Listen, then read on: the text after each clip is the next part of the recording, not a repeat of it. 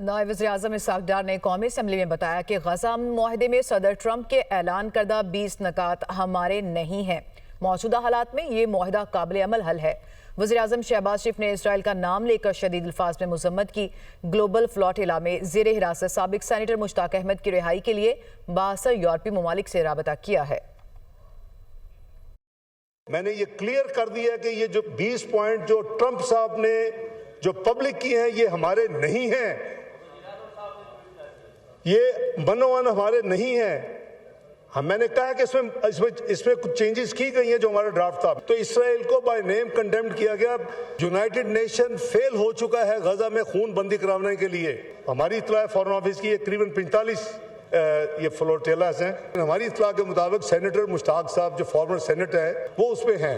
ہم نے ایک تیسرے یورپین ملک کو انوالو کیا ہے جو انفلوئنشل ہے، ان کو ہم نے کہا ہے کہ آپ وہاں ان سے رابطہ کریں، ہمارے اس سینیٹر صاحب کو پوری کوشش کر کے ان کو آپ فوری طور پہ وہاں سے ریلیز کروائیں۔ دہائیوں سے ہمارا اللہ کے فضل و کرم سے جو سعودی عربیہ کے ساتھ تعلق ہے وہ سب کو ڈھکا چھپا نہیں ہے۔ ہم سب کی جان بھی قربان حرمین شریفین کے لیے۔ تو یہ جو معاہدہ ہے یہ کوئی آنن فانن نہیں ہوا، اور اس میں کیٹیگورک ہے کہ اگر ایک ملک پہ کو حملہ ہوگا تو یہ تصور ہوگا کہ دوسرا ملک ایز اف کہ دوسرے ملک پہ بھی ہوا ہے۔ تو ہمیں محافظین میں اگر اللہ تعالیٰ نے شامل کر لیا ہے تو ہماری خوش قسمتی ہے۔ کئی ممالک نے اس معاہدے کے بعد انٹرسٹ شو کیا کہ وہ بھی پاکستان کے ساتھ ایسا معاہدہ کرنا چاہتے ہیں۔